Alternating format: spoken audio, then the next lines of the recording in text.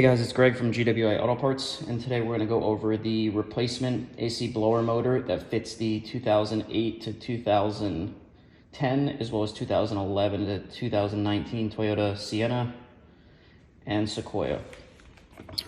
So the blower motor actually includes the motor itself as well as the fan assembly here. This is a direct replacement for the factory blower motor. You'll remove the 3 screws that secure the factory blower motor, undo the factory connector, remove the factory blower motor, and install this one in its place. Now, if you guys have any questions about the part, whether it fits your vehicle or about the installation of the part, please feel free to reach out to us and we'll be glad to help.